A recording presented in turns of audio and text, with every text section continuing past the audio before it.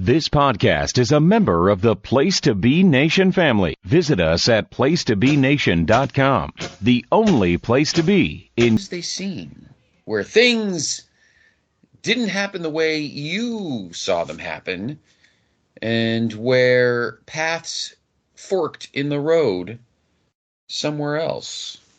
Welcome to the November 2023 journey through the Looking Glass. I am your co-host, Scott Criscuolo. Happy Turkey Week, because if you're listening to this on the day it drops, it is the day before Thanksgiving, here in North America anyway. Tomorrow, the 23rd, is Thanksgiving here in the U.S. We have another great pod dropping tomorrow. Myself and Greg Diener with the Thanksgiving episode of Wrestle Tracks. Him and I are live watching Survivor Series 1987. You voted for it, so we're going to do it. And so that will drop tomorrow, Thanksgiving Day, on the feed. If you are so inclined, if you're waiting for your food to cook, you don't care about the Packers-Lions, which I think is the early game tomorrow. Or if you're like me and you're a Cowboy fan and you don't really care about the game until 4 o'clock, you could listen to that. So anyway, let me bring in my compadre. I don't know when their Thanksgiving is. Do they have one? Do they eat turkey? Are the turkeys wild? Are they road wild? No, we're not talking about road wild tonight. This isn't August. I wish it was August here in Connecticut. It is not. It feels like August, my August, where he is. Anyway, good evening, Dave Hall. How are you? Hey, Scott. I'm doing well. Happy Thanksgiving to all of our North American listeners. Yeah, I've got no idea what Thanksgiving is. It's not an Australian thing. Halloween has crept into our culture, but Thanksgiving has not. And so the only thing that I think about when it comes to Thanksgiving is what games are going to be on. You're going to be watching the Dallas game, and I'm going to be hanging out for the Niners Seattle game. So yes. That's going to be a big one from my end, and I'll get to see it when I get home from work, because it's just going to be another day for me down here. So no holiday, no day off. We'll enjoy it. But no, it's good. It's good that everyone's joining us again. We really appreciate your continued patronage on our journeys, and really hope that you enjoy everything that we bring to you. Yes, totally. We thank you every day for the support you give us. I mentioned it earlier in the week with Dr. G on the PTB Weekend Special. We couldn't do any of this without all of you. And we thank you every day for your continued support of all of our shows here on the PTB Wrestling Network, as well as all the shows all around the quad. Of course, the PTB Pop Experience, and of course, the North-South Connection, which of course includes the Jenny position. So we thank you for all of your support every day for what you do for us. Because if it wasn't for you, we wouldn't be doing this. We'd be talking to inanimate objects. So, and we thank you for your continued support as we reach our, oh my God, our are we 25? 13th year. It'll be our 13th year. February of 2024. It'll be 13 years for JR and I.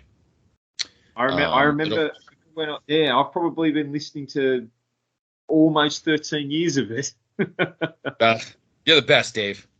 And listen, if you are as loyal and you can speak in complete sentences, you can be like Dave Hall and become host. If you could speak in complete, some of us hosts can't speak in complete sentences anyway. But you know, that's. Well, I try to speak in and then I start to realize, and then I think that, and somewhere along the line, someone's going to cut me. You're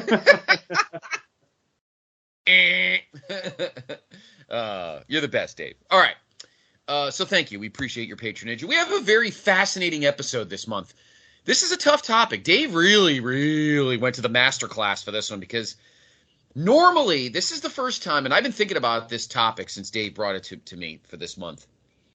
I've been thinking about this topic for a while, and the truth of the matter is, almost all of the topics we've done here on Through the Looking Glass, Dave and I usually can come up with some sort of of sensible alternate universe where something happened that did not happen in the Prime universe here where we are now.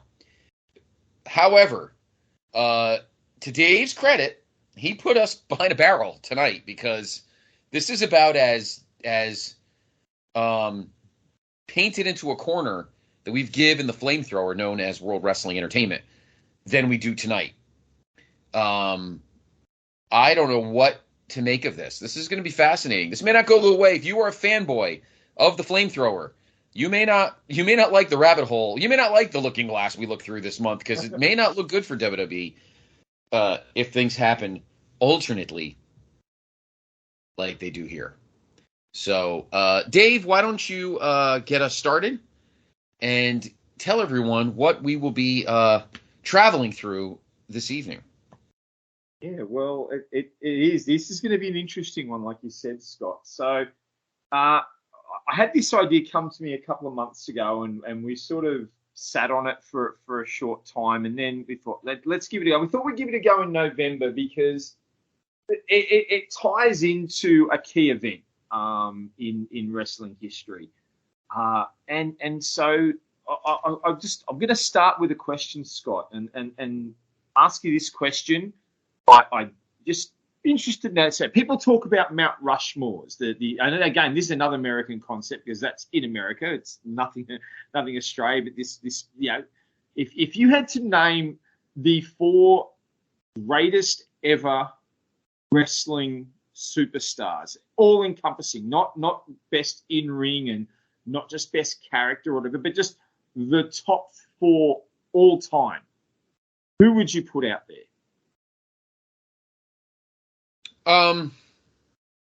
Well, I think the Mount Rushmore, for me, in terms of biggest superstars, all encompassing, it doesn't necessarily just have to be in ring. I would have to say Ric Flair, Hulk Hogan, Steve Austin, and John Cena. And I think that's yeah. So, sorry, I think, let me just say quick, I think it's because I'm trying to bridge all the gaps, and all 4 of those guys were the complete packages, and they were the faces of their time. So I think they're the ones that I think go down as the guys. Some people may say The Rock, some say, Shawn or Brett.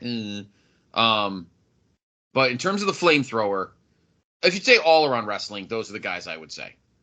Yeah, and I think like you said, there'll be people who might have a person difference, but I think overall, most people would agree that those 4 are reasonable choices. And at least I think 95% of listeners will probably have at least 3 of the 4 on their own top 4 list. I don't think there's any doubt about that. And we talk about these people because they've had such a massive impact in the business, such a change. Like you said, they're the face of the company for a period of time, or the face of the industry for a period of time. But what might have happened in history if maybe that person didn't get to raise to the point they did? And where I want to go to is I want to talk a little bit about Stone Cold for a couple of minutes, because Okay. November is a pretty key month for Stone Cold, because in August of 1997, we all know that Austin was in that match with Owen Hart, suffered his neck injury, and people weren't sure what was going to happen. And it was at the Survivor Series in November 97 where he made his return to the ring, had his return match with Owen. It was short, but it showed that he could, his body was getting there. He was going to be able to go, and obviously it was the start of the rocket. The injury. He was already on the rise. The injury made the Harts grow fonder because people couldn't see him in the ring as consistently, and it allowed them to build the character a bit more, stunning, Ross and Lawler and Slaughter and eventually Vince McMahon, and then, building up to his return, and then everything snowballed. Austin builds up to the Rumble 98, wins that, goes on to beat Shawn Michaels at WrestleMania for the title, and the Attitude Era is launched, essentially. On his back. He carried the industry on his back for the better part of the next 3 to 4 years. Now, I know he spent a lot of 2000 out hurt, but really he laid that foundation. And so from sort of, mid 97 to, and late 97 through to, beginning of 2002, Steve Austin was the face of the business. But the question's always been in the back of my head. What if the neck injury to Stone Cold was so severe that he wasn't able to return to the ring in November of 97? What if he was not able to get back in the ring? How would the business have looked? Would the WWF have been able to survive? Because there's a lot, it's a well-known fact, there was a lot going on for the WWF at the time. And, when we tie in other stories and other events, I don't mean storylines, I'm talking about what we know was happening in the world.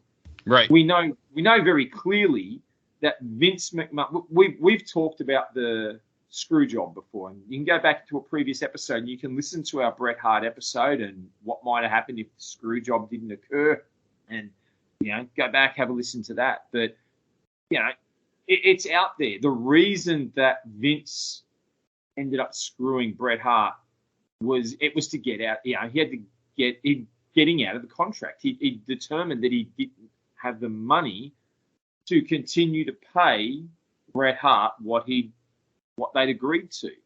And it's accepted that in late 97, the WWF was struggling financially, and Vince didn't know where things were going to go. And it was on the back of Stone Cold that the company completely turned around, and Vince becomes the billionaire that he did, and, builds the company, grows the company, sells the company, and then gets kicked off the board of directors by the new owners. We're going down that rabbit hole. I see.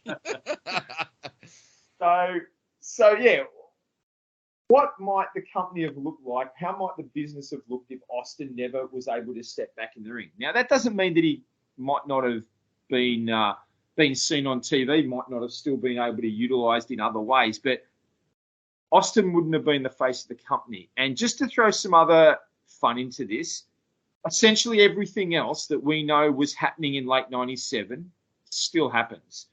Brett still gets screwed by Vince because he can't afford the contract and he's gone. There's still plans to bring Mike Tyson in at Royal Rumble.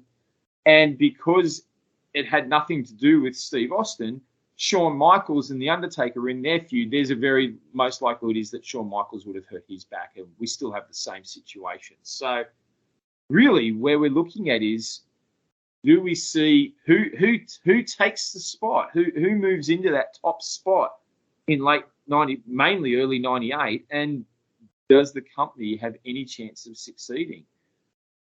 What does it look like, Scott? How does that sit with you? The concept, like Austin being out, it's mind blowing to think how big of impact he had on the business, and he is really, arguably the most popular wrestler in the history of the business. Whether you want to sit with Hogan pre that or Austin, one of the two was definitely the most popular. A world without Stone Cold Steve Austin is really hard to picture. Totally. This is an interesting topic, Dave, because some time ago we did, like you said, we did the Brett episode, which you could check on our archives, placetobe.podbean.com, and all your podcast catchers. Just go through the archive and through the Looking Glass archives. And we talked about a time where the Attitude Era was lucrative with talent because everybody got along. Austin was still healthy. Brett doesn't leave. Shawn doesn't leave. Everybody sings Kumbaya and everything's fine. Now it's the opposite. Now, 3 of the biggest stars in the business at that moment in 1998 are all gone. Instead of keeping them, we're losing them. No Brett, no Shawn, no Steve. That's gut punching for the WWF at that time. WCW we're not going to say, you didn't go as far to say that Starrcade was a huge success, because if you did that, that's pretty easy. There wouldn't be an AEW because WCW would still be around. So maybe somebody else starts. Maybe AEW starts anyway, and it's all WWF guys. Anyway, I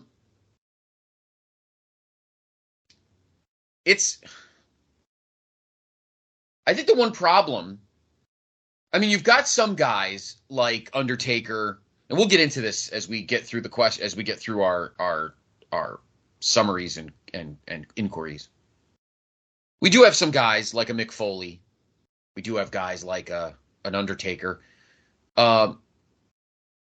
Unfortunately, and I'm saying actually, unfortunately, there might have been an elevated push for Triple H, who was probably not ready yet.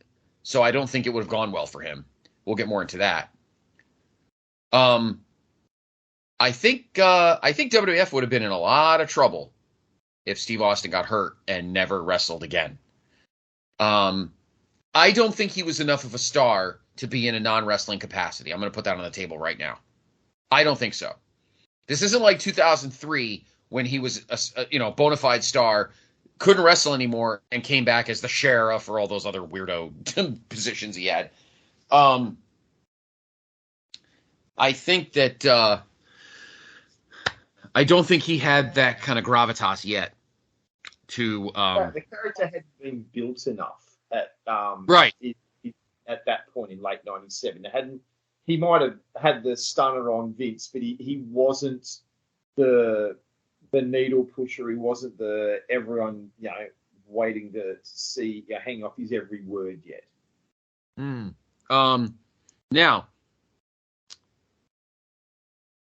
if Austin gets hurt, then Vince doesn't get stunned at the Garden in September. Well, let's delve through this before we just start throwing things out. So we still get Bret's gone. Michael still gets hurt. Still have the screw job, and Michael still have the screw job.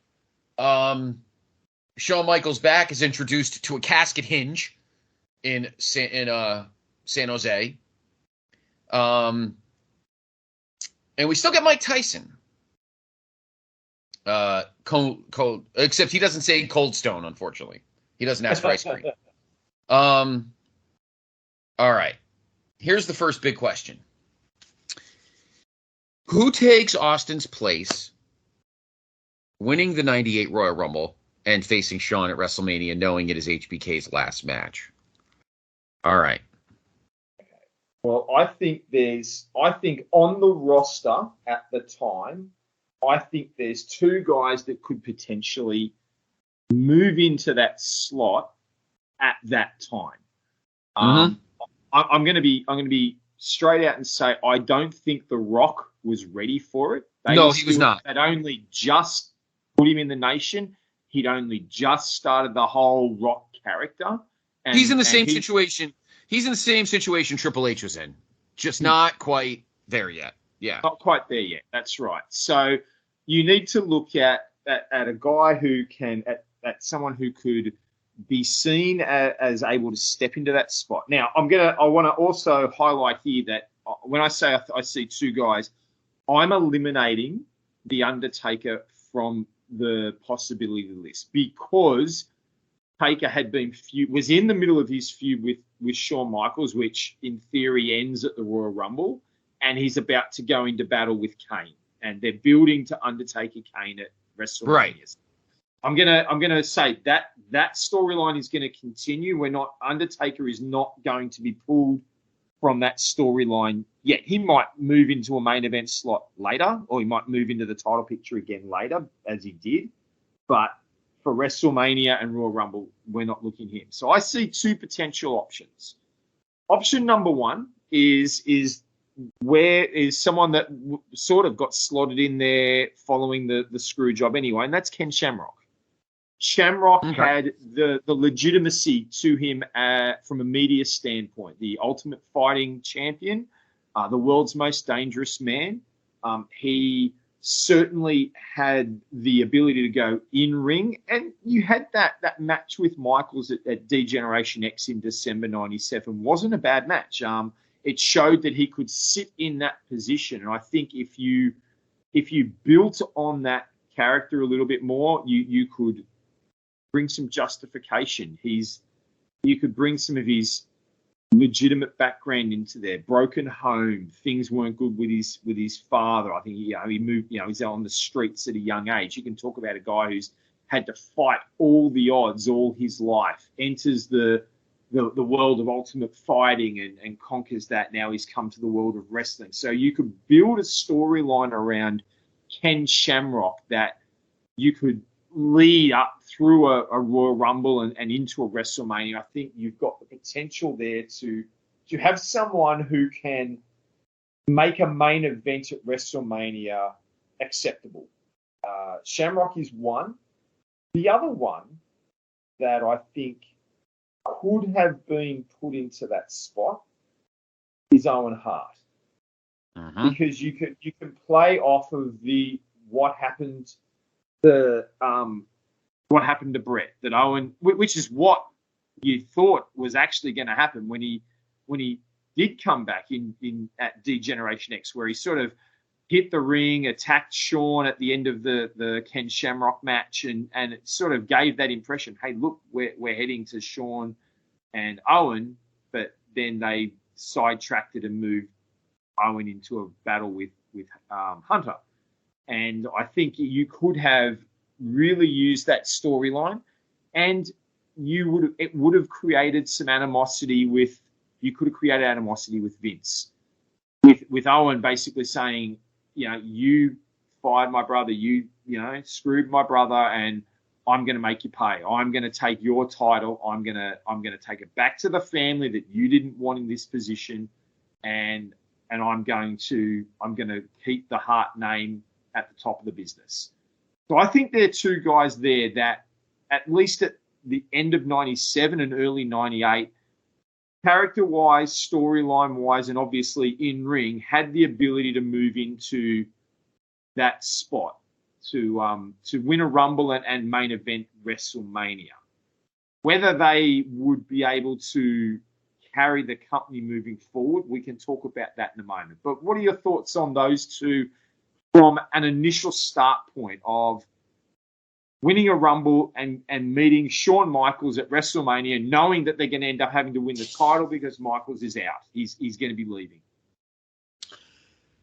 I love one and I don't really love the other. The one I love, and that was the one that was actually going to be my main choice, is Owen. I think Owen would have been amazing as a sympathetic character because Brett got screwed and Owen got stuck here. And I think Vince could still kind of do his Mr. McMahon character, but I think in a different way, and we'll get to it when we talk about him. Maybe Owen starts saying, listen, I'm stuck here.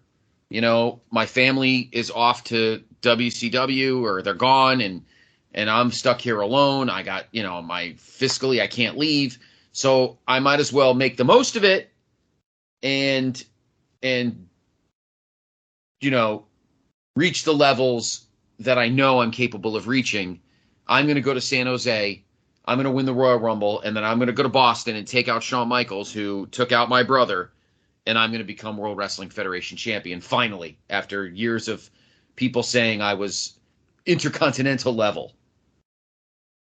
And I think you could really make a great, touching, emotional story. I totally think that the audience would be completely invested in that story. Of Owen Hart, trying to vilify his family's legacy by winning the Royal Rumble like his brother did 4 years earlier and go to WrestleMania and do what he could not do, which was beat Shawn Michaels. I think that's a great story to tell. Shawn could still act like a dick and go, God, if I could beat your brother and your brother's better than you, why is this even a challenge for me? That would be funny. On the other hand, I am not in love with the concept of Ken Shamrock. I just don't think he had the charisma. I don't think his promo skills were garbage. So I think in ring, he was amazing. And I think his style of wrestling did start to develop as a whole in the wrestling business in 98, 99. But I honestly do feel like, Dave, that Ken Shamrock would not have grabbed the crowd's emotions like Owen would have. Ken Shamrock did not have a vested legacy in this company like Owen did. Owen's family goes back, not just Owen. Owen goes back to 1989 and the Blue Blazer.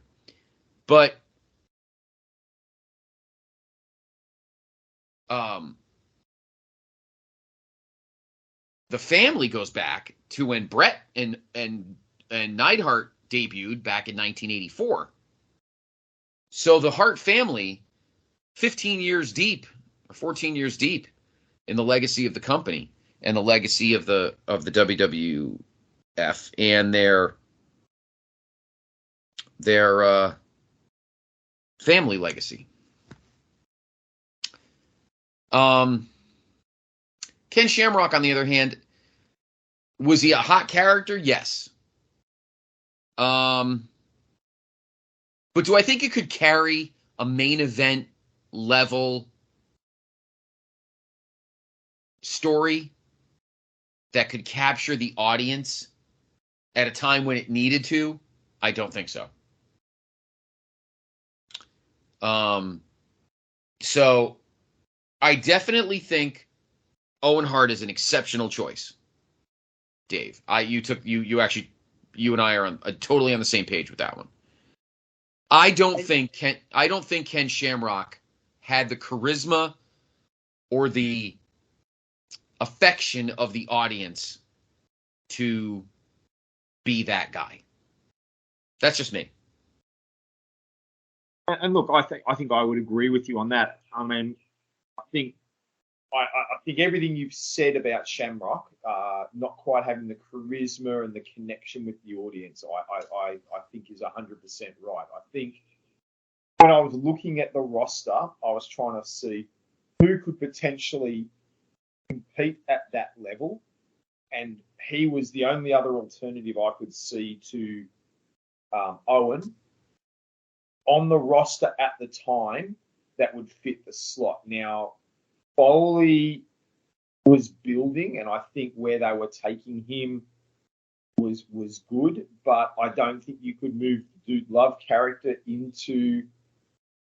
You couldn't move Cactus Jack into that spot yet, as the journey that Foley was on really wasn't quite ready to probably main event at that point, WrestleMania. And I think the Owen storyline, like we said, really plays into everything that was going on. I mean, you can picture it. Owen comes back. You could run everything through to DX the way it happened. You know, Shamrock has the title shot against Michaels. Michaels wins by DQ. Or Shamrock won by DQ. Owen attacks Michaels after the match, and then you could have the next night on Raw, Michaels out there. You know, who is this guy? I think he is. He's come in, he's attacked me, and Owen can come out, and Owen can say, Vince could even be in the ring with him, and he could go, what have you guys done? Shawn, you screwed my brother. You didn't win the match. You might have the title, but you didn't win the match, and you've made life a living hell for my family. I'm coming for you.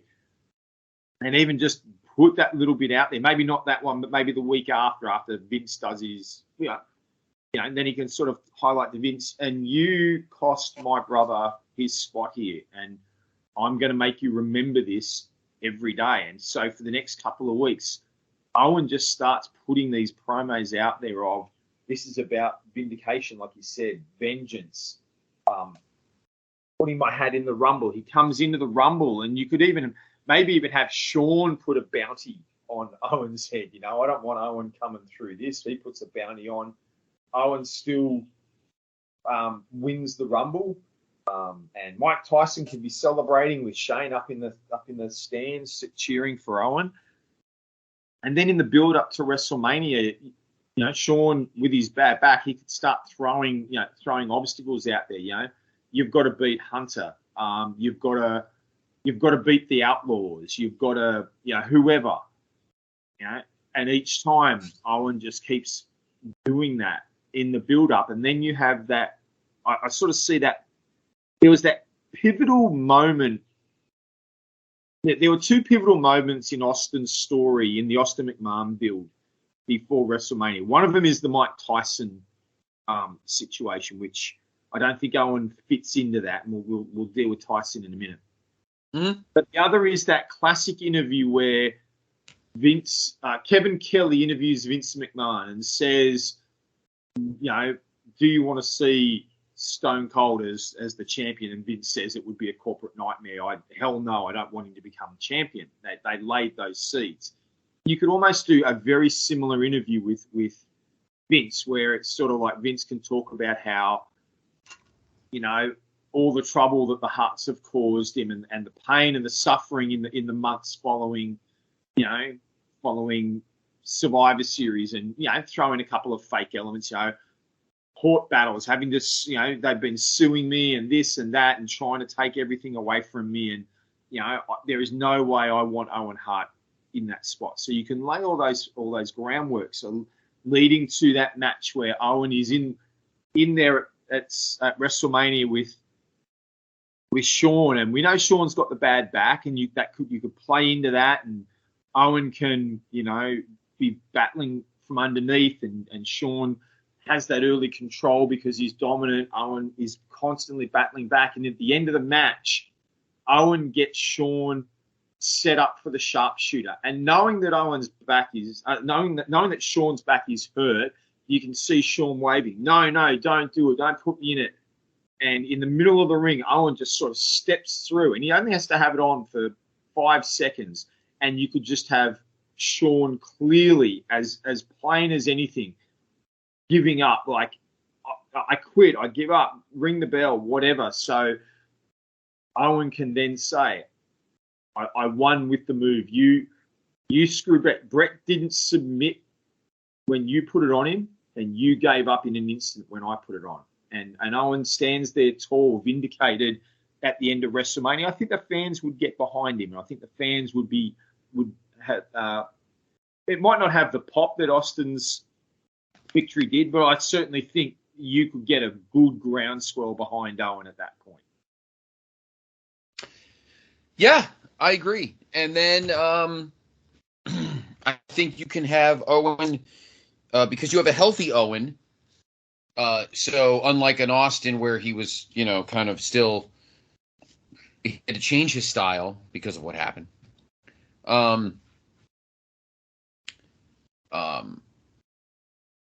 So I think that story is speaks for itself amazingly. I think the crowd will get behind Owen. I think deep down, I almost think even though he was a heel, even through the new generation era, he might have even been a little more well-beloved than even Brett at times. I feel like younger fans of the new generation era of the mid-90s actually liked Owen more than they liked Brett. I think the older fans like Brett, but I think younger fans just getting into wrestling, I think were bigger fans of Owen.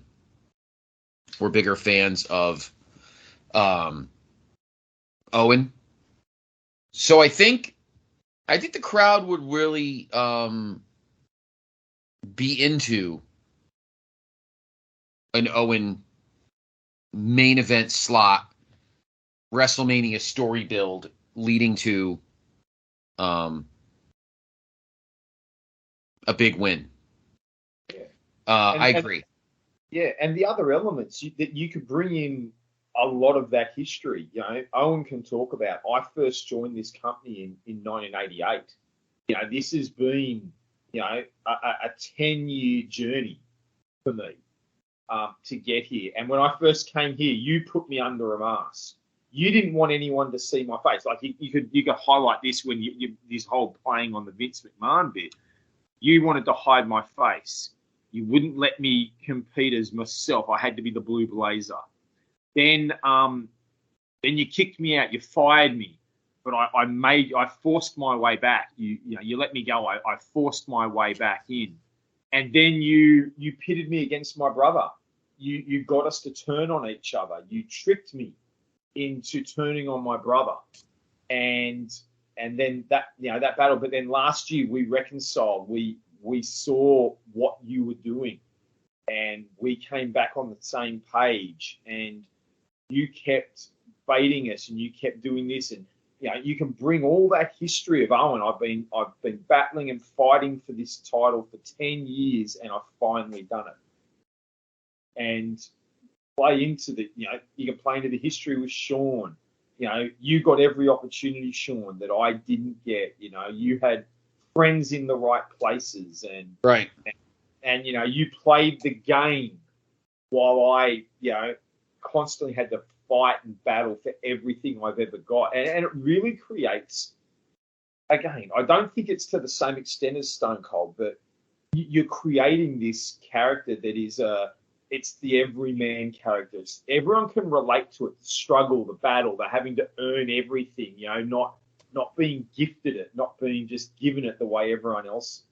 Maybe the way Shawn was, and the way it creates that working class image, which really was what the Stone Cold character was built around.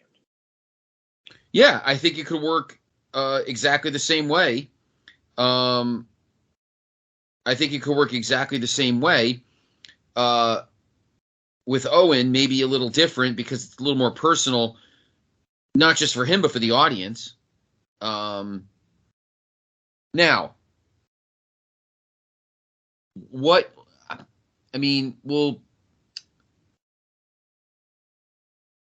go after, because you have a question coming up about the rest of 98, so we'll save that because I have some ideas for what Owen can do after he wins the title. But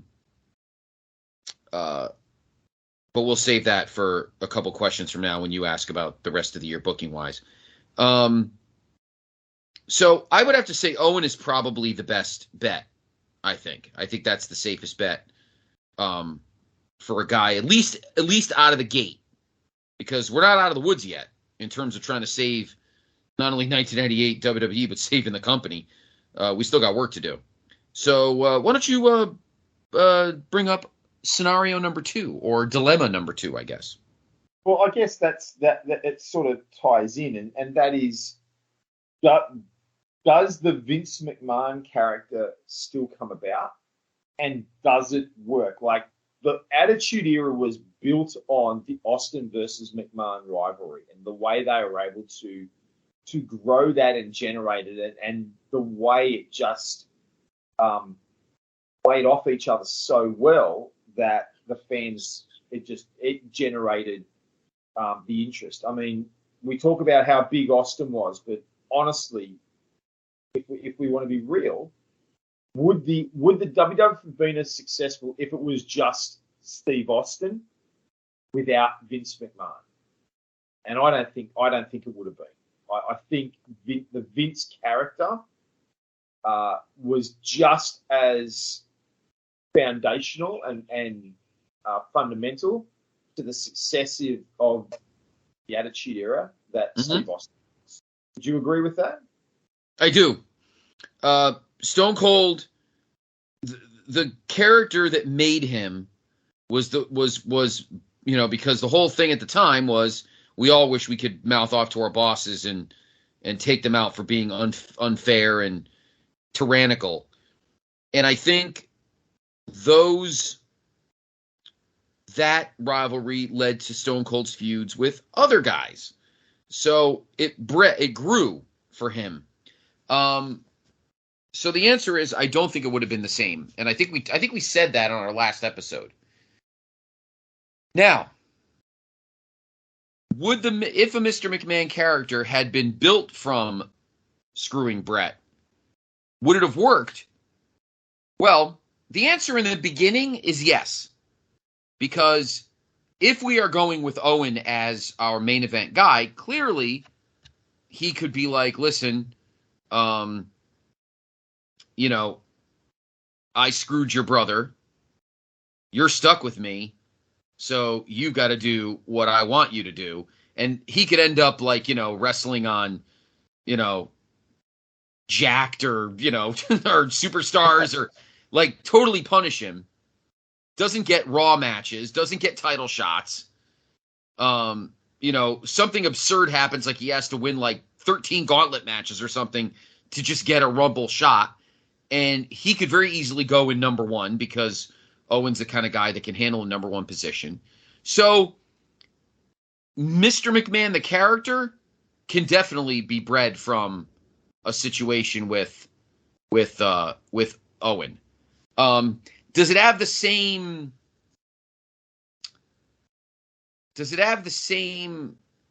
effect to the audience? I guess that depends on how Owen can sell it. Steve Austin sold it, amazingly well. I think we're all comfortable in saying that. I think that the difference between in this situation would be, I think why the Vince McMahon character works so well with Steve Austin is in the early stages, you had this premise, this concept that Vince was looking out for what was best for business, what was best for the company. And it wasn't that he hated, the way they presented it, it wasn't that he hated Steve Austin. It was that his image wasn't the right image for the company. And they were able to play on that for a few weeks and build on that. And then you had those great segments on Raw where, I'm not going to be molded, I'm not going to be shaped. And that led to, the match came out of the premise of, the Raw match came out of the premise of, Vince McMahon wants someone as champion who looks and sounds like Vince McMahon. So that's where it came. And it was really almost felt like it was after that match that it was after that Raw match, non-match, where the hatred started to grow. Like you had the Dude Love match and Vince, tried to screw Steve Austin, and then, the follow-up match, that the hatred grew over time. I think in the scenario that we're putting out there, the issue you've got is it's a hatred of, it would be a hatred of the Hart family right at the beginning that is causing your anger. And so how does that play into the overall direction of the company? Is Vince putting the company at jeopardy by just having this vendetta against Owen? It certainly, I think, creates an initial interest and rivalry, but whether the character can be grown out of there is going to be the bigger issue. I don't think Owen has the charisma of Steve Austin, and definitely doesn't have the mic skills of Steve Austin where be able to do the back and forth and some of the stuff that happened following WrestleMania that allowed that Vince character to grow and flourish and develop so quickly. I'm not sure. For Owen, it's always going to be about, you ruined my family, you've wrecked this family, and I'm just trying to, get back at you. Whereas, where does it end for Vince? Does Vince, if Owen wins the title, what does Vince do then? If Owen, can't be taken out, does it really does it matter for Vince? Is it going to be as big a vendetta for the company as it was? And I think that's where perhaps some of the issues for the Vince character start to be created is, everything is about the Hart family as opposed to what's best for his company. Mm-hmm.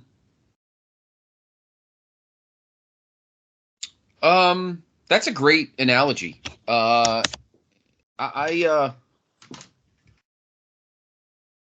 think it would be. I think again, it just comes down to how the audience would embrace it.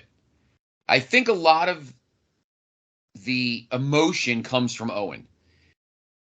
Is he beloved enough that he could carry the main event?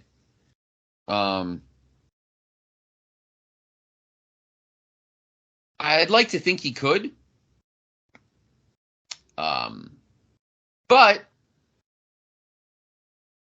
Steve Austin, the other problem, because now we're getting into a question about the Attitude Era, and is Owen Hart an Attitude Era guy? Do we still, how?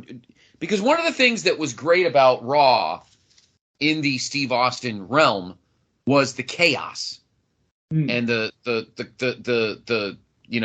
disorganization and mayhem that took place on Raw and by '99 eventually SmackDown. But we'll stick with Raw because that's really the main thing.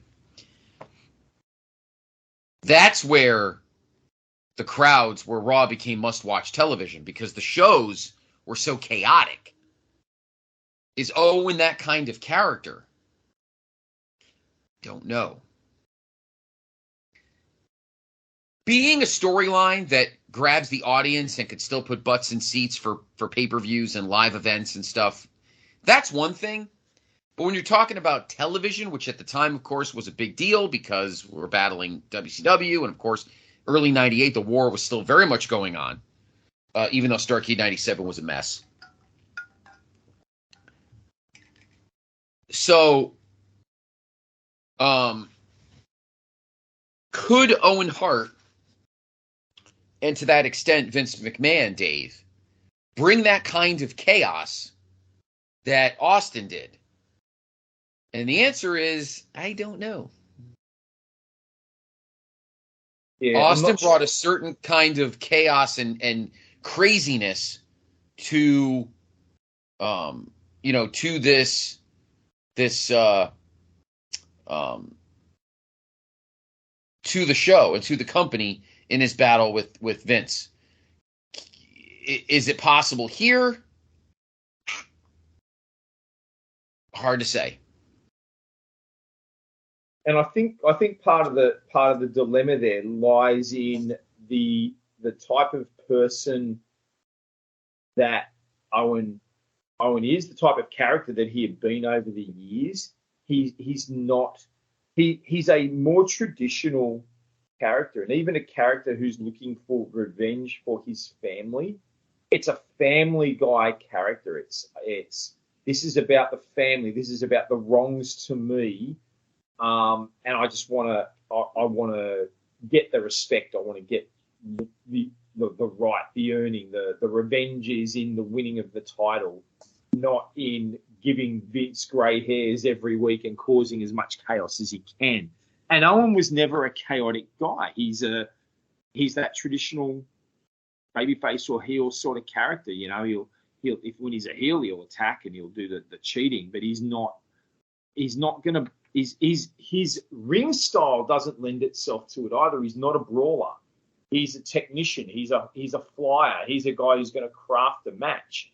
And I think that's part of what the appeal of Stone Cold was anything could happen in the match. Brawl up and down the aisles, brawl into the audience, stunner out of nowhere. The anything could happen when he's in the ring. Owen's in-ring work is very similar to Brett. You had to craft a match, build a story. And I don't know that Owen could brawl as well. And I think that was always part of the struggle, why I think people view Brett as a better in-ring wrestler than Owen in some case. Some people. in that overall thing is that Owen didn't really have the brawling capabilities where Brett did seem to be able to bring it out a little bit. So I think that creates, it does have an impact on, do I want to tune in? I like the story, but is it must watch? Will it matter if I miss a week? Like if I miss a week of Owen, am I going to will the recap next week just tell me, oh, Owen had another good interview, or he has built the story towards the next match? Whereas with Steve Austin, it was, I've got to see it, I've got to hear it, I've got to witness it, because anything can happen when he gets in that ring. And I don't know that that's Owen. Yes, I think I do agree with you on that. And I think it kind of goes along with what I was saying about the controlled chaos. I just don't think Owen has that kind of part to his personality or to his moveset. I think I agree with you. I think that kind of brawling, I don't think would be very easy to come by with him. So I think when you ask about is there a legit main eventer? Yeah, there definitely is. But does he bring the chaos and the excitement to the television programming that it needed against WCW, which obviously was the number one issue at the time? And the answer is probably not. I think The Rock over time would be that guy. I don't know how long he would take, but he would be that guy. Now, I will say this. I want to add a codicil to this one, Dave, before we move on. I do feel like, I will say this, in this alternate universe, if Owen was a main eventer throughout 98 and into 99, I don't think he ever puts on the blue blazer suit. I don't think he gets on the harness, and I don't think he dies. I agree with you on that. So in this universe, Owen lives through however long he wrestles till he retires or whatever.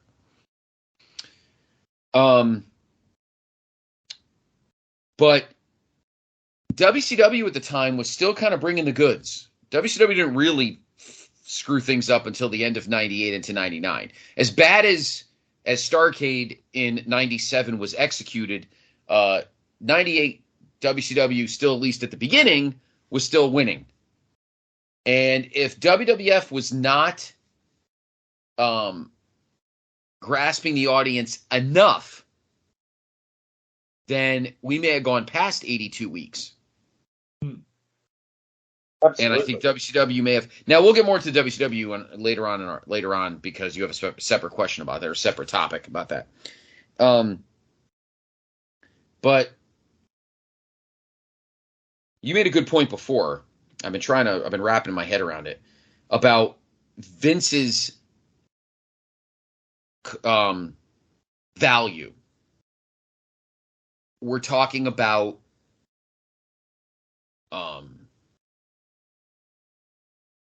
his dislike for the Hart family as compared to his value of his company, which is what his issue with Steve Austin was. I like that angle that you just gave, that you said, Dave, because it is very different. If it's a storyline just about the Harts, that's nice, but how long does that go?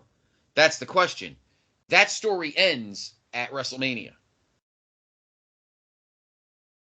I don't know how long oh my God, I can't believe a Hart is world champion. Well, his brother was 5-time champion. What's the big fucking deal? So that is where the staying power of the creative becomes a problem. How long? I think the build of Owen to become champion is fine from December to the end of March. and maybe for a couple months after that. But throwing Dude Love at him and throwing Kane at him, similar to the guys that Austin dealt with in 98, would it still have the same oomph? Does Steve Austin versus Undertaker at SummerSlam at Madison Square Garden bring you that oomph? Probably not. And then we possibly, Dave, start talking about, and I'm curious, let me see, I'm looking at our questions. Do we get there? Role in the company, how would the new champ be booked? At a stair. Okay, because if I'm speaking out of turn, or if we haven't gotten to this yet, tell me. Because at some point in the middle to back end of 98, we're still not rushing Triple H, and we're still not rushing The Rock to get to the level they'll eventually get to. Which brings you this question. Does Vince McMahon start to sneak into WCW and start trying to poach guys back? Does he try to get Kevin Nash back? Does he try to get Scott Hall back? Shit, does he try to get Hulk? Well, Hogan, no, because he was pretty, even in 98, Hogan was still pretty entrenched at the top of the card in 98. So no, I don't think he gets Hogan back. But, does he poach ECW?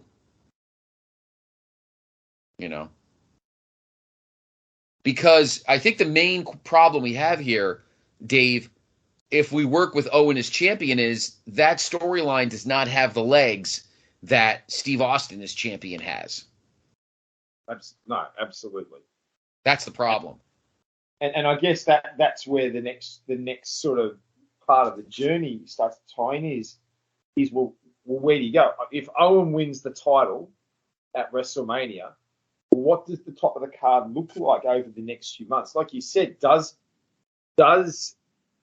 throwing the Dude Loves and the Canes and then like Undertaker at Owen work as well? And I think I agree with what you're saying. I don't know that it does.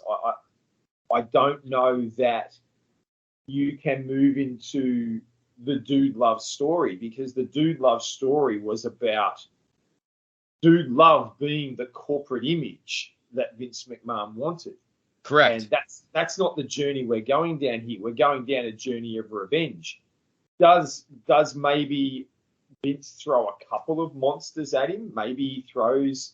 Maybe we don't get the initial rematch between Undertaker and Kane at the following month. Maybe it is, maybe we get a Kane match, and maybe we get a, Triple H or whoever, Rock, and you get these undercard guys that are being built, but you may have 2 or 3 of those, match of the month sort of thing. It almost feels like you've almost got to run the Owen's just going to battle a different guy each month to just, it's the I'll be champion, I'll fight whoever you put before me, and it's the next one and the next one.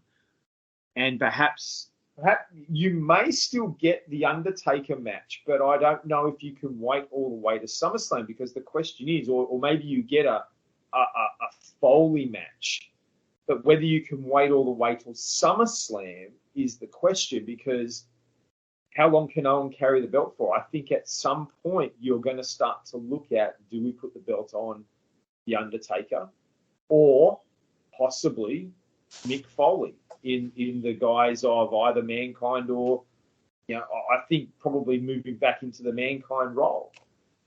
Do you look at putting the belt back on back on them, maybe more the Undertaker, because of the image that the Undertaker portrays? He's that larger than life person. He is that guy that some of the chaos does element from, and he can wrestle a good guy or a bad guy. It doesn't matter. So it could be that Vince sort of goes, I'm putting you in a match against The Undertaker as just the next match of the month, but it's Undertaker who ends the run, whether it be a King of the Ring or a Fully Loaded, or whether you get all the way to SummerSlam. I'm not sure. you might be able to get all the way to SummerSlam, but I worry of whether or not Owen could have kept the momentum that far. And people may have been ready for him to lose a title by then. And will it have had much of an impact? Will it draw a buy rate? Do people want to buy Owen versus Undertaker at SummerSlam? Is it going to generate a viewing, or do you need to get the belt off Owen earlier? What are your thoughts? How do you see the top of the card sitting? Well, I do think Owen can last for a little while, maybe through the summer. But I do think that Undertaker is one you pay attention to. I think Kane is one you pay attention to. I think maybe you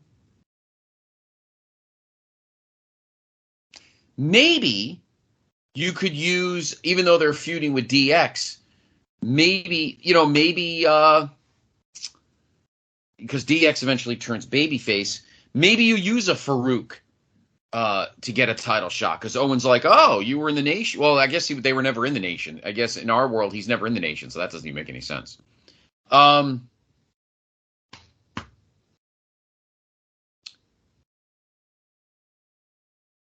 I don't know, maybe Farouk gets a title shot. Maybe The Rock, kind of like a Randy Orton in 2004, except he doesn't win, gets a kind of a token title shot at, say, Fully Loaded or something. Yeah. And we build to Owen and Taker. But Owen's got to start to be a little crazier. Maybe by that point, I also want to say this, Dave, I don't want to short shrift Owen's ability to be kind of a maniac. Let's not. I don't want to totally shut him out of that. I think he would certainly try. I mean, he was kind of nutso with when him and Pillman worked together a little bit. Obviously, based on the era, it was a little more curtailed, but maybe he could go that far.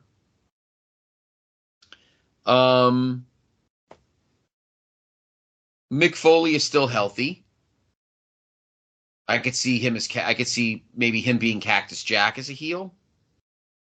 I got a guy you could reinvigorate if you try to build him up again without really, cutting his balls off. Maybe Vader. Ooh.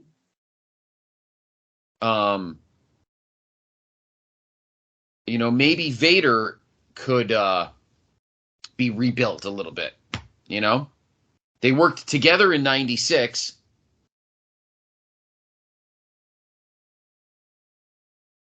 And maybe they could go somewhere with that. Interesting. But again, we're coming back to it's the opponent of the month. It really feels like it's the opponent of the month. Each month he's getting someone different. Yeah. I hate that feeling sometimes, but unfortunately I don't know what more we could do. I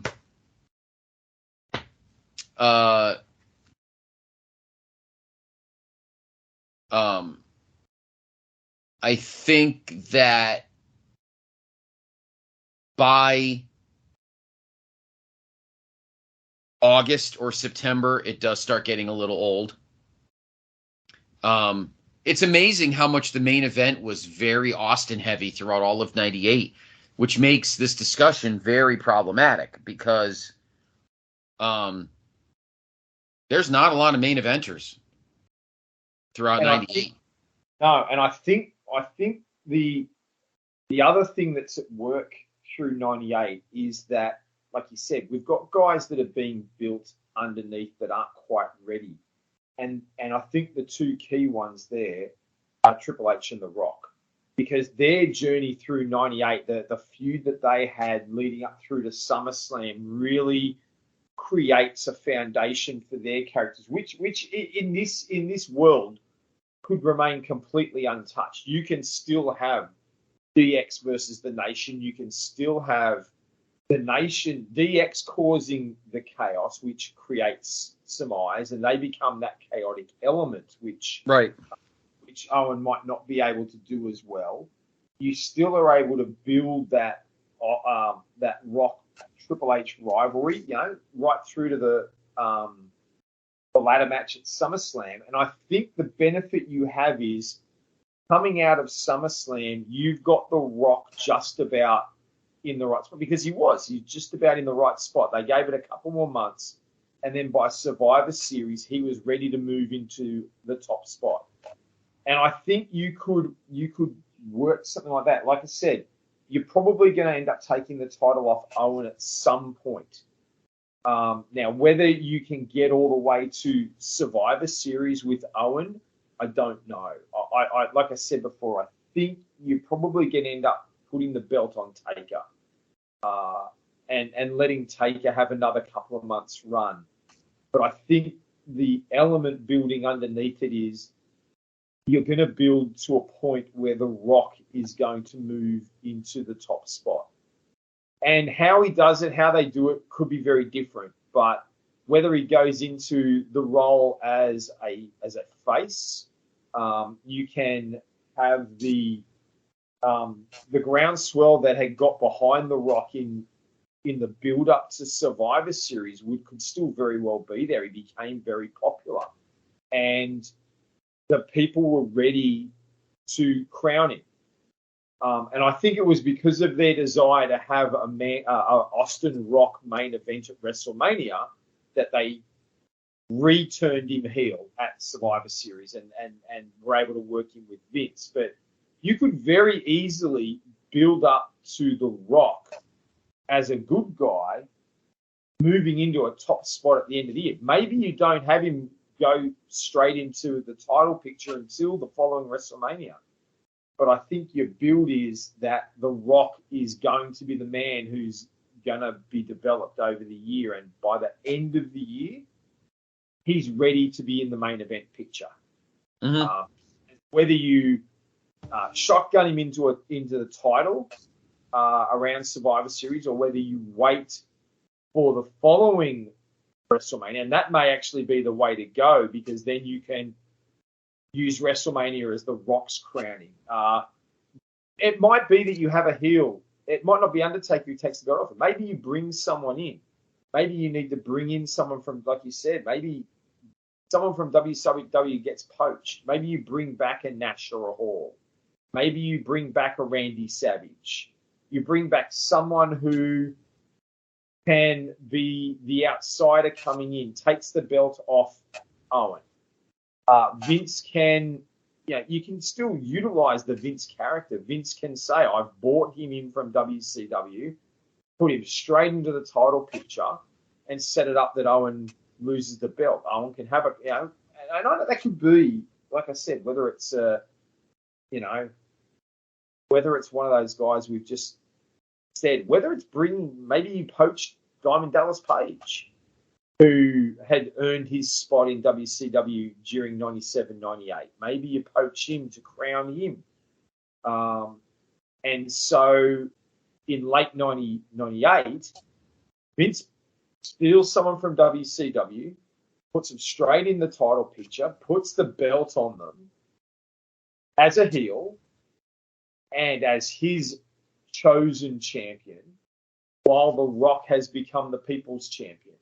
And then you build it. Rock wins the Rumble, goes to WrestleMania, and at WrestleMania, the following WrestleMania 15, it's The Rock is crowned the champion with the groundswell that would probably have him as the most popular person in the company at the time, Right. And with the character to be able to carry the company.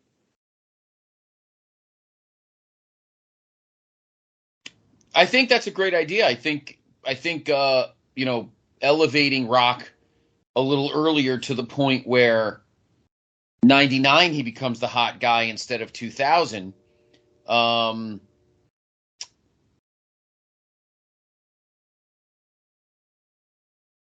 think just bridging the gap to the back end of 98,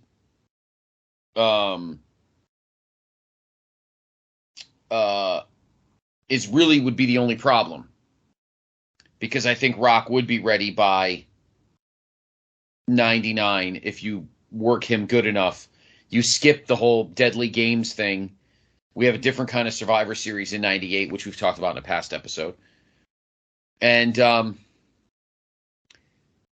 by the time you get to the spring of 99, Rock would probably be ready.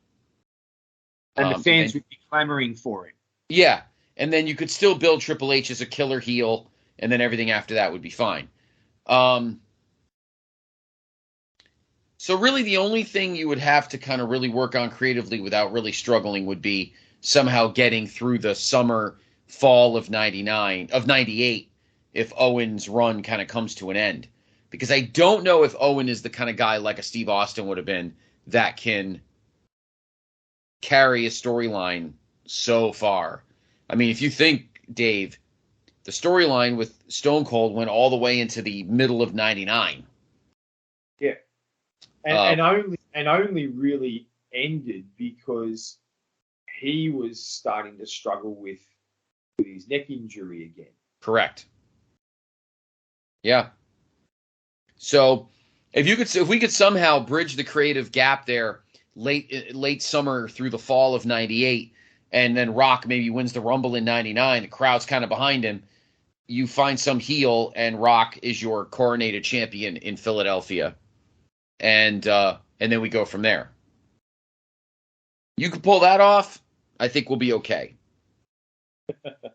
But keeping the crowd invested until you get there, that's the challenge.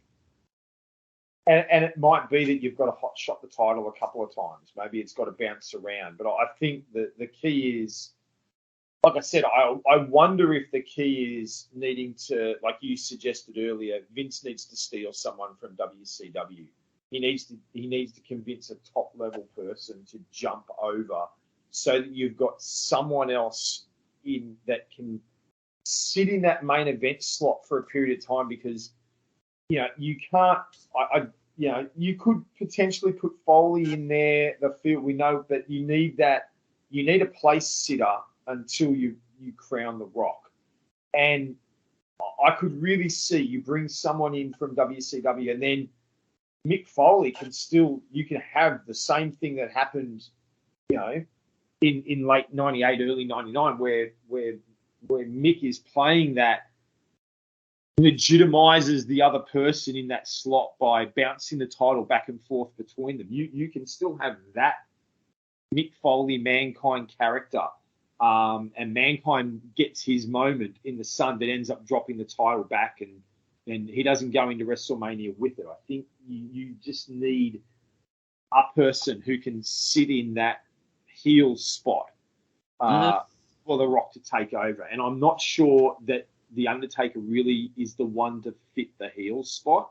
And I don't think Mick Foley is the one to fit the heel spot. So it really feels like you've got to bring someone from the outside. And I don't know that there's anyone really in ECW by late 90, unless you brought in Taz, but I don't know that Taz was big enough to be a main event heel for Vince, and we saw that when Taz did actually arrive in the company. I just don't know that ECW have anyone big enough. No, I don't think so. Both physically and I don't think so. Business sense to do it. So it just to me it comes back to either that, or you at the back end of 98, you turn Ken Shamrock heel, and the heel Ken Shamrock, the crazy heel Ken Shamrock, would perhaps have a little title run there in late 98, and go back and forth with Foley. You got Shamrock in that role temporarily, ready to hand the belt over to The Rock at WrestleMania. Maybe Vince makes Shamrock just this like assassin kind of thing, where he doesn't do a lot of the talking, he just breaks ankles and becomes just an absolute terror, That I Vince, could see for Shamrock. with Vince egging him along, Vince behind him, like I brought him into the UFC and I'm going to use him. That I could see, Dave, with Shamrock. As a babyface, I don't think so. But as a Stone Cold, no pun intended, killer, that I could get behind. And then you've got to Definitely. you've got to reverse. We know that The Rock and Ken Shamrock have great chemistry in the ring. They had good matches, and Yes, they did. And so a heel Shamrock versus a babyface Rock at WrestleMania 15, would probably be a very good match. And as I said, with the crowd clamoring and ready for The Rock to ascend to the top, you probably got someone then who can take the company to the next level, which they're probably, I think we've acknowledged they probably weren't going to get there with Owen Hart sitting in that spot. They're probably not going to get to the next level. Right. No. Yeah, that's probably the question. I know we're getting. I think that's what our next question is going to be. But Owen Hart, like I said, I think Owen Hart would be a good guy from Montreal or from the month after Montreal, December 97, to WrestleMania. And he could probably roll with it for at least 2 or 3 months. But then after that, probably not. Probably not. I think the well runs dry on that. Yeah, and I think, like I said, perhaps you put the title on Taker for a couple of months, and then you turn Ken Shamrock.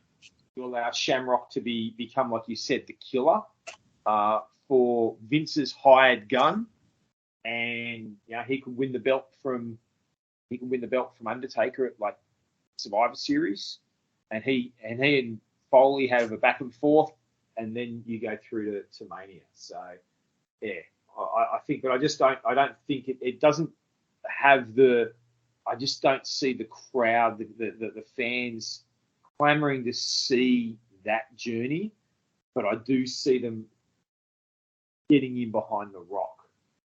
And I think that's where I think this journey sort of, the last question I've got here, that the journey comes to is, without Stone Cold in that spot, does the WWF or the Attitude Era reach the same heights that they did and reclaim the top spot from WCW? Does it happen eventually? I think, I think we've sort of already acknowledged they're probably going to struggle to get there in early '98. And you mentioned it before. The 82 weeks is probably going to be longer. And you need to I think there's a couple of counters on that, because if you look at it from a WCW point of view, a lot of the mistakes they made in 1998 were a direct result of the rise of Austin and losing the ratings battle for the first time. I mean, if Austin doesn't ascend, do we get the hot shotting of the title onto Goldberg at the Georgia Dome?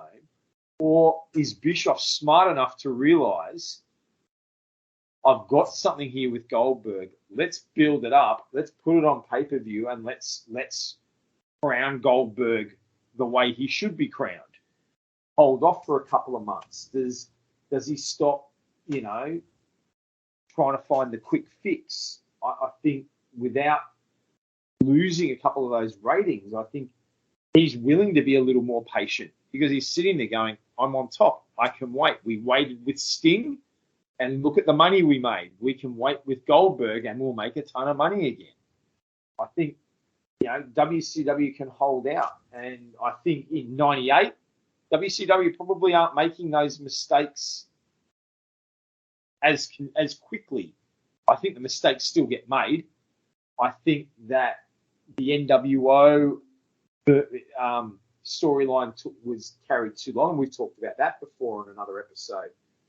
But I do think that the rise of The Rock would put that reign in jeopardy. I think eventually, The Rock, who The Rock was, how he came through to the top spot, and I think being the one that the fans get behind in late 98, early 99, I do think would be the turning point for the company. So do I think the WWF reaches the same heights? Yes, but probably not for another 12 months. What about you, Scott? What do you think? Yeah, I mean, it's going to be a struggle to try to keep up with WCW because they don't have that guy. There's not a guy. Austin made a big deal in this battle, and I just don't think Owen Hart in the beginning and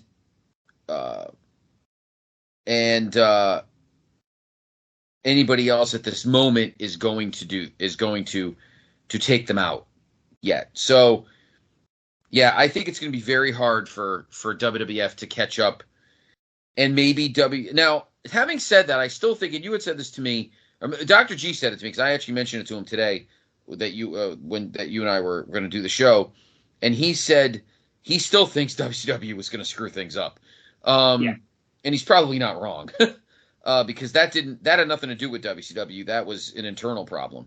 I mean, yeah, being down in the Monday Night Wars eventually did obviously cause other strife that maybe would have not lasted as long. Maybe Bischoff sticks around longer and we don't get Vince Russo, because we don't, WCW doesn't make any changes because they're still winning. But as we've seen on DVDs and documentaries and stuff, WCW still had its own internal management issues that had nothing to do with, WWF or Monday Night Wars or any of that kind of stuff. It was about Time Warner not liking wrestling, even though it was making the money. But I do think that WWF would have struggled to get to that point of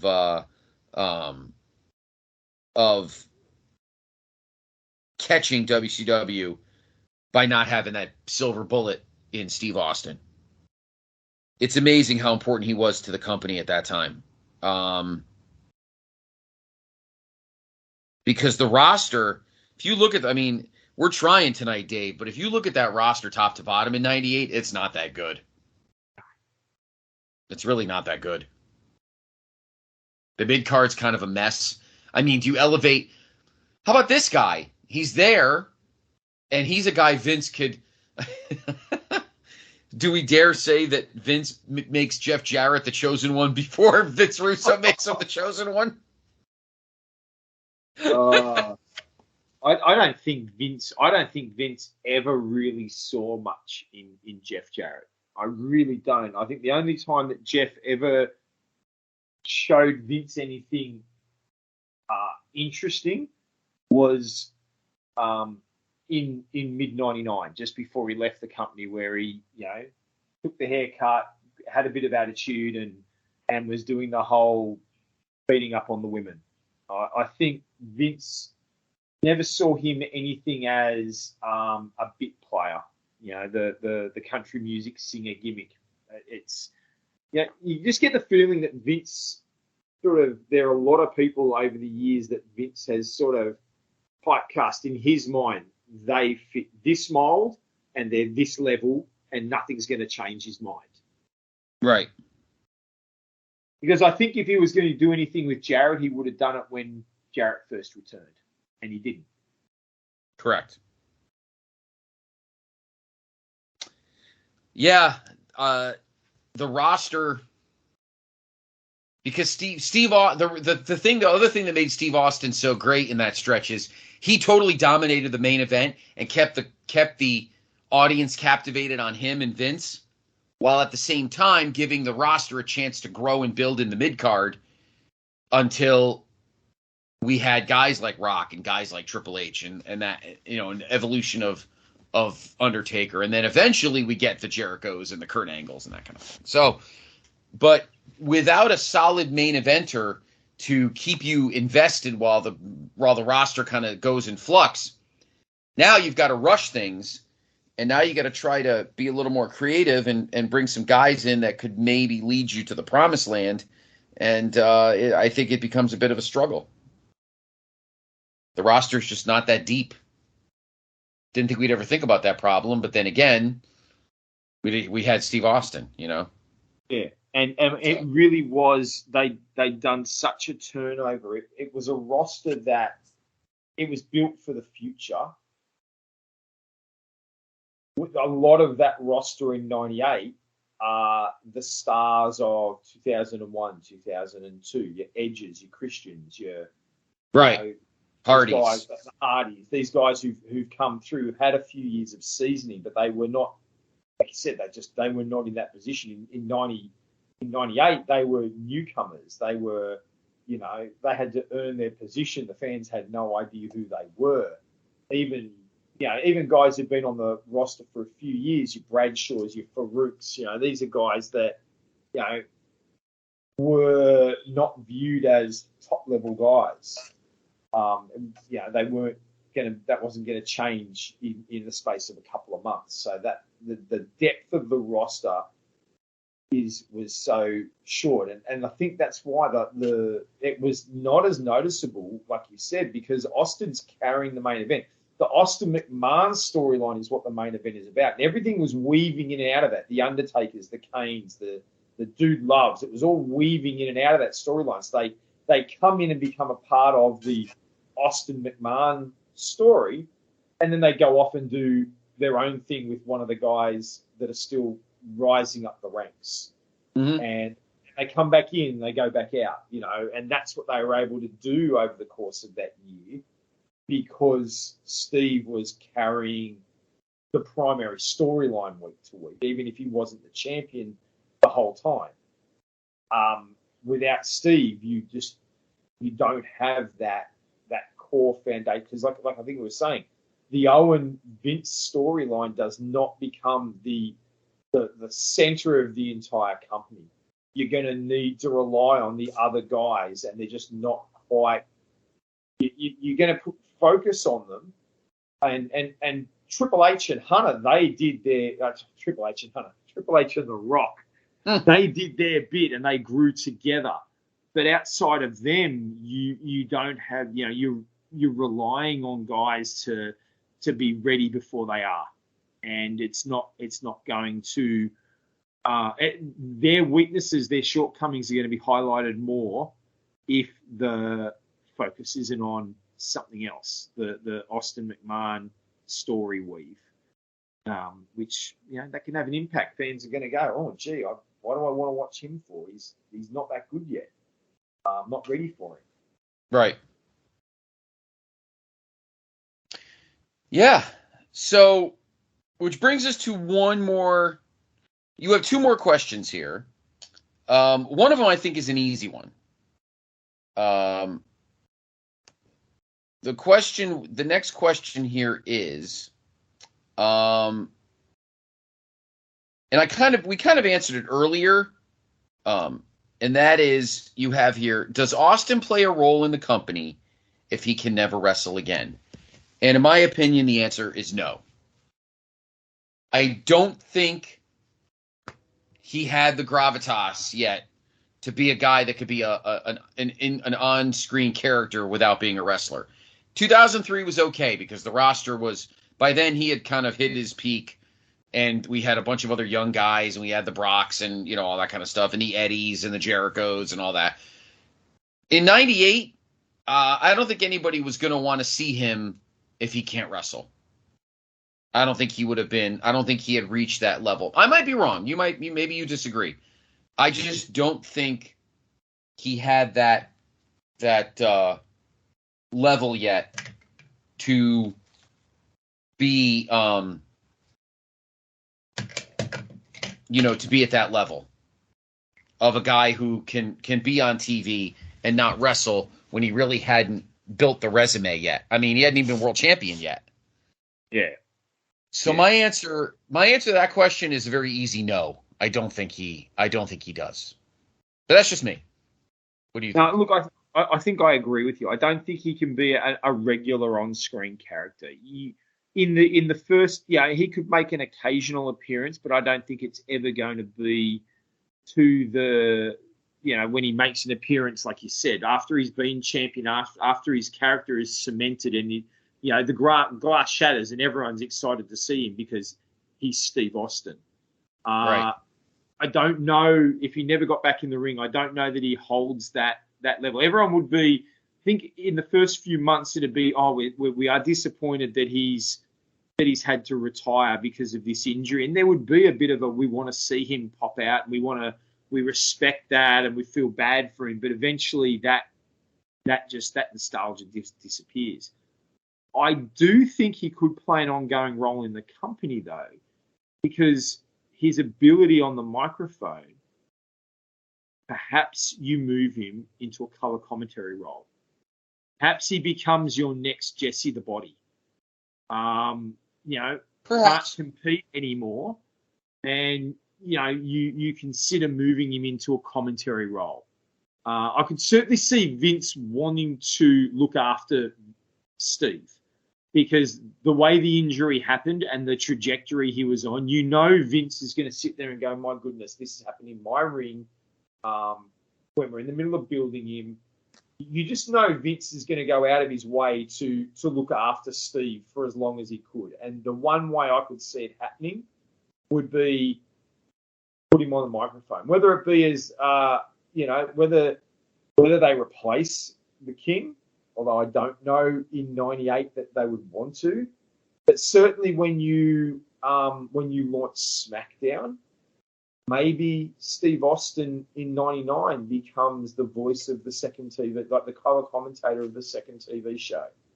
I think people would be open to that. I think he certainly has the mic skills to carry it.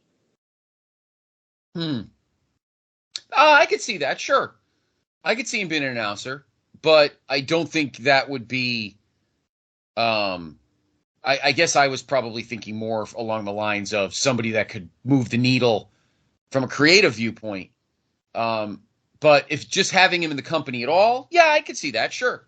I could definitely see him being an announcer if he wanted to. I think that was, Steve would probably be crushed at not being able to wrestle again.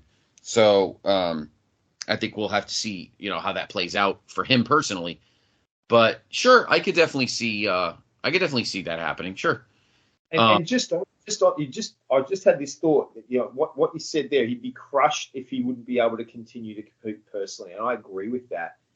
And I want to throw one other thing in the mix, which would be a big impact on his mindset and whether he would want to stay around. Is at the same time he's out hurt, is when Brian Pillman passes away. Yeah. And we know that Pillman and he were very close. That friendship they developed as the Hollywood Blondes was still there. And so you'd have to wonder if Steve would want to stay around involved in the business that cost him, that's created this injury for him and cost him one of his closest friends. Correct. Yeah. That's a great point, because he would have taken that very seriously. That's how Vince is. That's how Steve is. That would have killed him.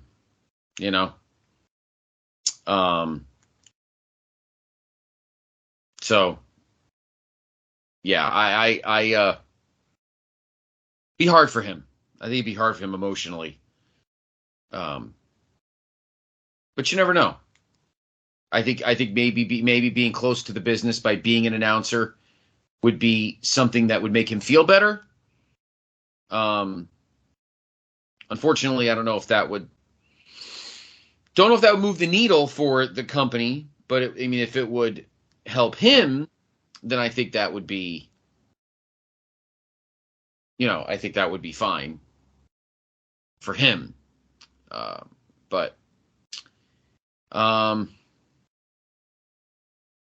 yeah, it's a tough one there.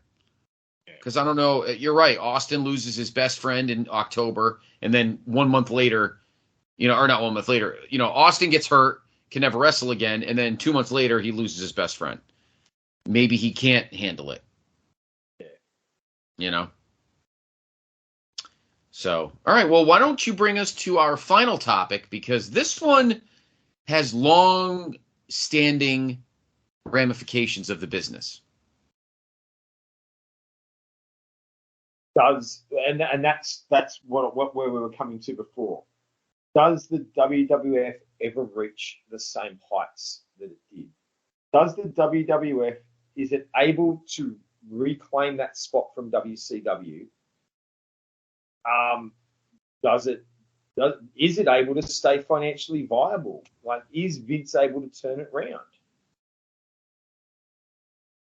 And that's the question. I really wonder if in '98 whether what we've even presented is going to be enough to create the financial growth that they did experience. Like, does it just continue at the same way it was in '97? And is Vince going to be struggling financially? Is the company going to be struggling to compete? And we've already noted they're probably not going to be taking a ratings spot from WCW in '98. Is that going to have a longer? Are they going to be? Do they keep TV spots? Do they keep their position in the industry? It's a really hard question. It is a hard question to answer. I do think the WWF would have stayed in business. I don't think Vince would have ever gone out of business. No. I think he was too smart for that. He's proven that, and I think with the Rock rising underneath, I think there would have been an element where Vince could see the money that would come from the Rock. I think everyone knew the Rock was going to be special, and it might just be we've just got to keep waiting. We've just got to keep biding our time. We're in a down patch, but we're going to come out of it. But would they have taken the spot back, the number one spot back from WCW? That's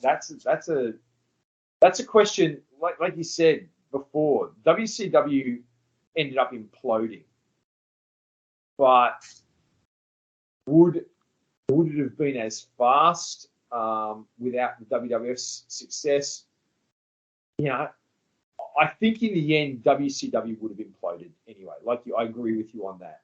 And I think the backstage stuff, the behind the scenes stuff would have got too much from them. I think they could have stemmed it for a while. Like I said, I think, to me, one of the biggest first nails in the coffin was hot-shotting the belt onto Goldberg rather than build to a big payday. They could have built that storyline for a few months, had a massive payday, but I think that would have been the last, as it was in reality, the last great moment before the company started imploding on itself, because they didn't know what to do moving forward once that ended. They didn't know what to do with him, and they didn't know how to build around him, and too much going on. You had the Nashes and the Hogans and their backstage stuff. You had Bischoff. Bischoff has said I've on his own podcast that he was burning out. He wouldn't have made it much longer. With all the other political stuff with Turner, I think they would have imploded. But would WWF have ever reached the same heights? I don't. Without Steve Austin, I don't think WWF would have ever been able to go public. I don't think they would have been able to create the company model that they did.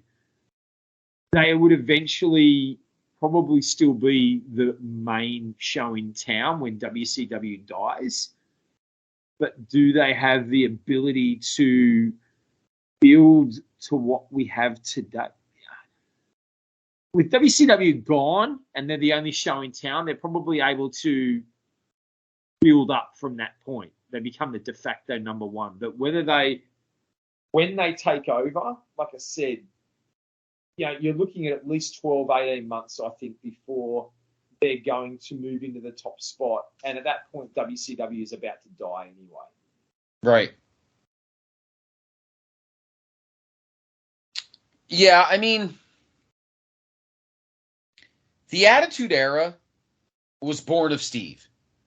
The middle fingers, the beer drinking, the swearing, the stunning of Vince, the not giving a shit what he says or does. I don't think the Attitude Era properly happens. I think Vince and the writers. Now, Vince Russo, who was with the company, obviously, and kind of helped be one of the guys that was the genesis of the Attitude Era. I think he would have come up with something of, toughening up the image of the company and maybe the candor of the creative. But I do think that without Austin, it doesn't have that same it. It doesn't have that same something. It doesn't have that same something that that would have happened if Steve was there. I still think WCW goes under. I think WWE becomes a more viable. Listen, I think Vince would have been more aggressive at reaching out to guys earlier on.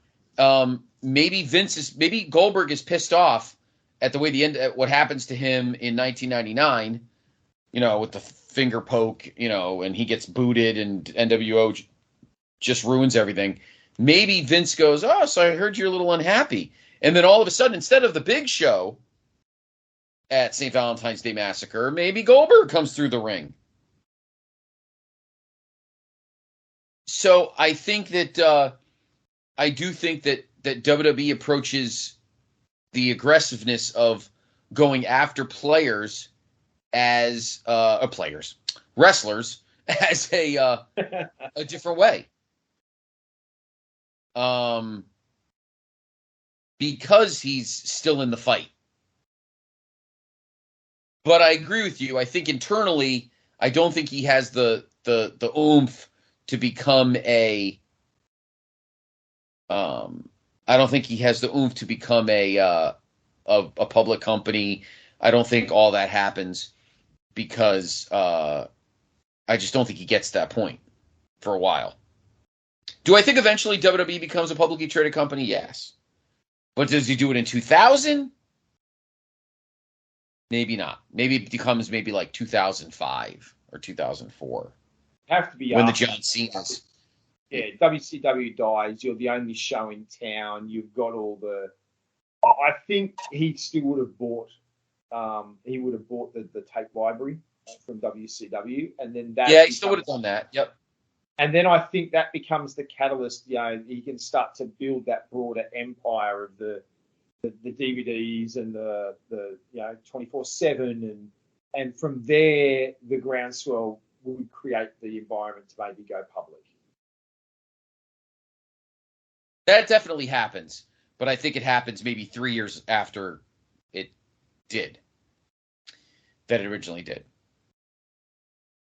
I don't know what I think the question we have to ask ourselves is, what will we as the fans think of a WWE where there is never a Steve Austin in that run, and what will the tone of WCW or WWF be? What would the creative tone be?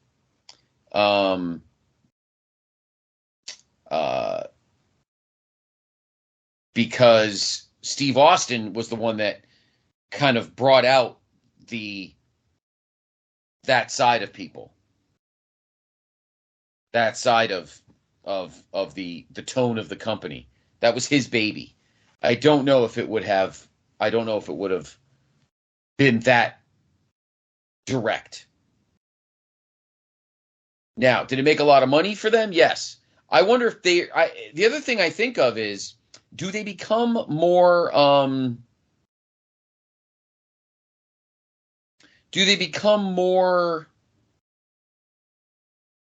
That's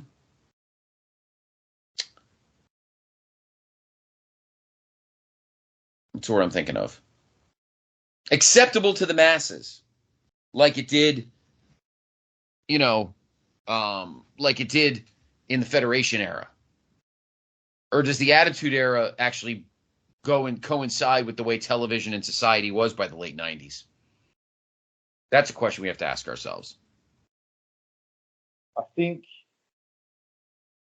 the only person who could have helped them become acceptable to the masses again would have been The Rock. Yeah, probably. Yeah. And the crossover appeal that he brought. There's something special about him, but I don't think they have the crossover appeal, that they had. They definitely don't have it the way they did in 98, 99. They're not going to have that mainstream acceptance. Because like you said, people, that acceptance was built on who Austin was and what he was doing, the fingers and the chaos and the swearing and stuff like that. And right. In my opinion, as much as Eric Bischoff would like to think that the NWO was this countercultural thing, I believe the NWO and WCW really harnessed in on the wrestling fan base, but it wasn't until Steve Austin's star rose that the mainstream looked at the wrestling business. And WCW were able to capitalize on that mainstream element after it had already been, the groundswell came, but I don't think that groundswell comes without Steve Austin. No, it does not. It's a struggle. I think wrestling doesn't. I think wrestling doesn't get to the point pop culture wise that it did without Steve Austin. Because the problem was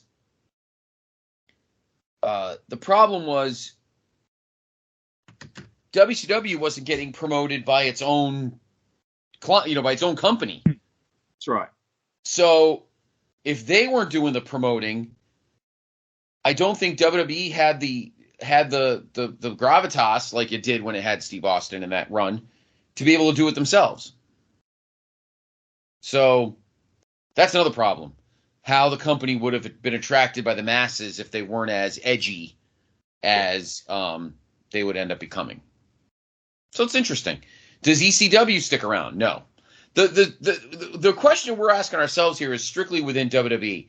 The business troubles of both WCW and ECW were not avoided because of this. That's why we're not in our alternate universe. We can't change that because really what we're talking about tonight has nothing to do with them. So we're going to assume that WCW still lasts and gets sold in 2001 and that ECW goes out of business in the beginning of 2001. And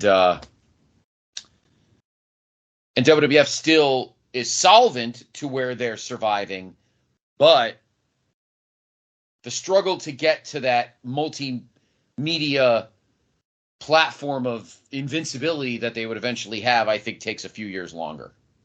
And I think The Rock would be to thank for that. And eventually John Cena. But I think Cena only comes on the back of The Rock. If you don't have The Rock, I don't think Cena is going to get the shot or the opportunity, because it was only when he was able to express the character in the edgy way that it was done. But it was a way that was, that we'd seen before with your Austins and your Rocks. So correct. You don't get that opportunity unless you get the thing. And here's the ultimate question to finish us up on. If we don't get the Attitude Era the way we do, then do Scott Criscolo and Justin Rosero start Place to Be podcast? Probably. Yeah, probably. Because we started at WrestleMania 1. So we love wrestling regardless, So I'd like to think so. I mean, maybe maybe the podcast landscape is different. Maybe him and I think of, decide on different themes. I think him and I would have eventually done something anyway. And One thing I will say, Dave, regardless of whatever alternate universe through the looking glass we go through in any episode, Justin and I will always be there. We're not going anywhere. And we'll grow the same way we grew here in the Prime universe. Having said that, you and I are about to disappear.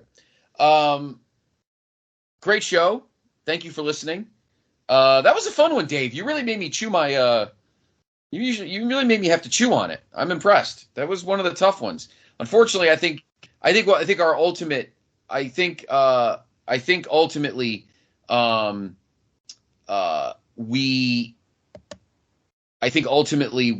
WWE will be successful. I just think it's going to take them a little longer to get there. So I think we made the best of a bad situation. Yes, I think we did too. Used what we had available to us. And there might be some listeners out there that, you might be sitting there going, well, what about this guy? This is what they could have done. And you may have a better idea, and we'd love to hear from you. We'd love to know whether you think that we've overlooked something that might have allowed the company to maybe head in a different direction or keep the momentum that they were building. It's all that's what the fun of this all is. It's all subjective. These were our thoughts, but we're not the only ones out there with opinions. So absolutely, free to let us know what you think. Yes, follow us. Give your answers on Twitter. Because we do post on underneath the episode. Our Place to Be Facebook page group, etc. Thank you for joining us for this month's episode.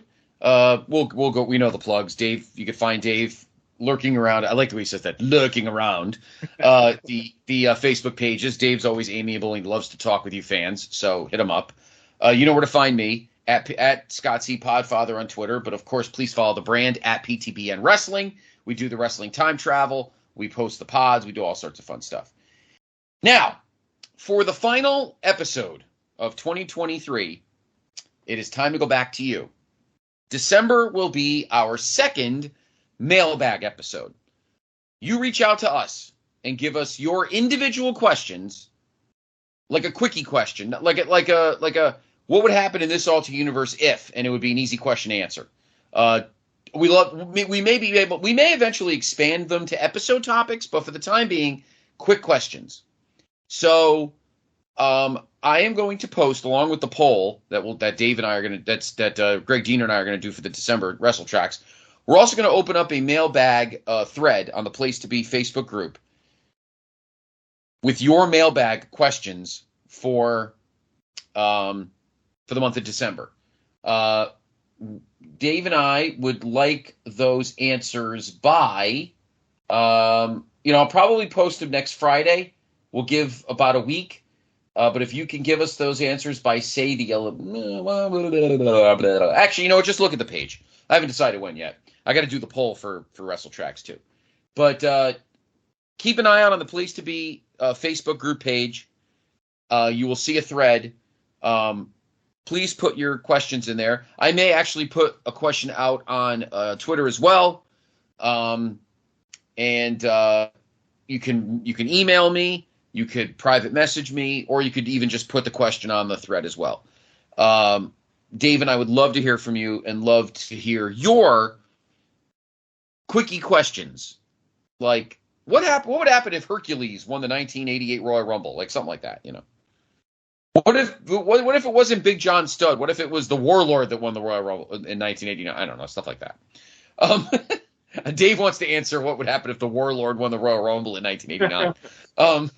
He's going to chew on that one right now. Stuff like that. Stuff like that. It's not, it could be comical, it could be serious, whatever you'd like. Dave and I'll find a way to give you a good answer. So that's what we're going to do. So our final episode of 2023 in December will be our mailbag episode. You bring us the topics. We hope you enjoyed this episode. Keep an eye on the socials. Have a wonderful Thanksgiving to our friends here in the States. Dave, I wish I could give you a holiday, but you are my holiday, so enjoy. We'll enjoy. I'll talk to you in December. Have a wonderful Thanksgiving, everybody, and we will read your mail next month through the Looking Glass.